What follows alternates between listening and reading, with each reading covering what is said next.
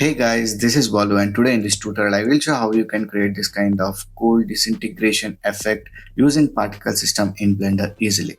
So hope you guys will find the video useful, and before going to this tutorial I will give a target of 20 likes for this video. I hope you will complete the target. So now without any further delay, let's start today's tutorial. So here I'm using Blender 4.4 version. Nice. So first of all, let's import our model. So here you can use any kind of model. Here I am using this Blender Kit add-on which is free to get the models. So here I will search as statue. Let's press enter and let's filter this by free first. Okay, so here I'm using this bronze buffalo statue. Simply click on the image and it will be loaded onto the screen here. So here we got the model. So here you can see we got the model, right? So first this is parented to empty, right? So let's delete the parent, clear the parent. So select this empty, Alt P, clear and keep transform. Again select this model, Alt P and clear and keep transform. Now we can delete this empty. So let's apply the scaling. So first of all press N and let's see the scaling. So we need to make this as default. So select this, go to this object, apply scale. So this is set to default. Nice. So now let's add particle system onto this object. So come to this particle system here, click on the plus icon. So here we got the particles emitting from the object. So we want the particles to be emitting from the starting frame. So let's change the end frame to 1 only. And now we got all the particles from the starting frame, and we don't want the particles to be falling down, right? So let's come to this field weights and reduce the gravity to 0. So if I play this, it is not falling down but the particles are scattering around. So here lifetime I will make this like 300 frames. Make sure it is more than the time length. So here time length is 250 frames, right? So I have made this 300, and here the particles are scattering, right? So now we need to reduce the velocity. So come to this velocity option and make this normal to 0. So now the particles will be staying there. So instead of these particles we need to add a mesh. So further go to this add mesh, select a ecosphere. Let's place this aside. Now select the particles, scroll down and come to this render options, render as, change it to object and select the object here. So now you can see we got the ecosphere on the model, and disable the show emitter option, and also we can disable this view port display so that we get only particles visible. And here the shape is not forming, right? So let's increase the particles count. So let's select this and let's increase the particle to 5000. And if you want to reduce the scaling, come to this render options and scaling. I will make this as 0.025 so that the particles are small. So now if I play this, the particles will be staying there. And if you want to add scale randomness, we can do that. So that I will make it as 0.5. So I think this is fine. So here the structure is not formed fully. So let's increase the particle count to 10,000 and let's see. And also let's enable this rotation option. So now let's make this how the particles will be flown away. So for that we will be using force field. So go to this add, come to this force field and add turbulence here. So add turbulence. So here we got the turbulence, right? So if I play this now, nothing seems to be happening. Yeah, here you can see we got that happening, right? So let's come to this physics properties and let's increase the strength value to 5. And if I play this now, you can see we got that disintegration. And let's add ground plane. So shift A, mesh, select a plane here, press S and increase the scaling. And if you want to make the particles come contact or get collide with the plane, we need to add collision property. So select the plane. Right now the particles will be moving through this plane, right? So let's add collision. So select the plane, add collision. So if I play this now, the particles won't be flowing through the plane. Okay, nice. So now we need to make these particles flown in this direction. Okay, so let's add force field for that.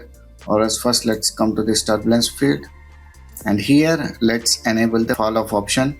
So let's enable minimum distance and maximum distance, and minimum I will make it as 0.5, maximum I will make this as 2. So this area will be influenced. So if I play this now, you can see only the particles in that area are getting influenced.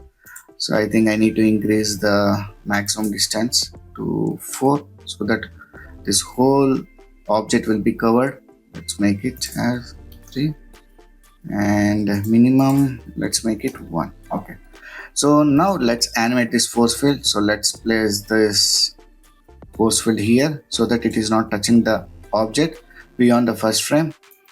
Okay, press I on the keyboard and add a keyframe. So now let's move to like 90 frames and let's bring this turbulence field here. Now you can press I and add a keyframe.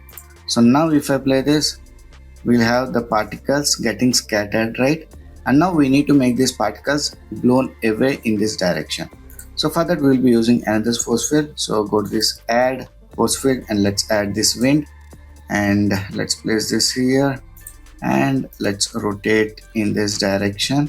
So if I play this, you can see the force field is acting before only.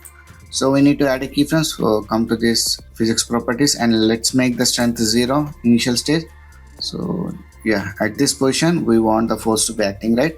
So add a keyframe for the strength option and move 1 frame forward and let's make the strength like 2 and add a keyframe.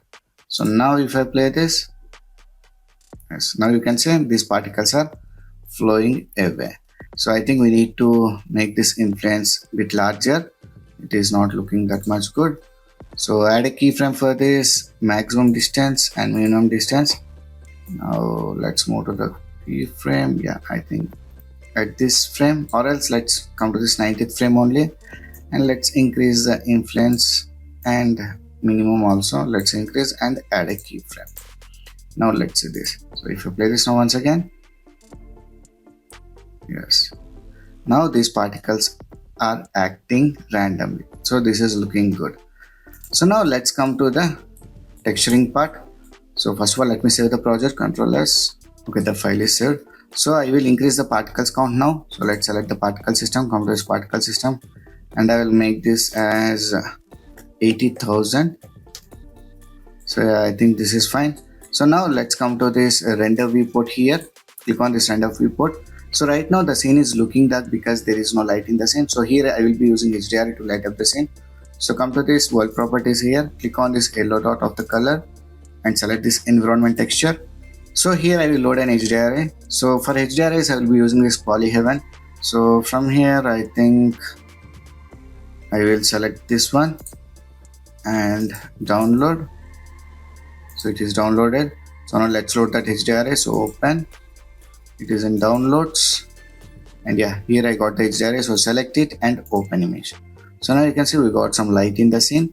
So first of all, let's make it transparent. We don't want the background to be visible. So come to this render settings, scroll down and make it transparent. And also let's enable this ray tracing option. Okay. So now we need to add material onto this bull, right? So let's select this sphere here, sorry, ecosphere, what we have used for the particles. Select it. And for the materials also I will be using this Blender kit add-on. So let's change this to textures, and here I will select such as bronze, and from here I will select this bronze material. Simply click on that and it will be loaded onto this. And for this plane also I will add another material. So here I will look for tiles, floor tiles, and I will apply this one. Simply click on that and it will be loaded onto this plane.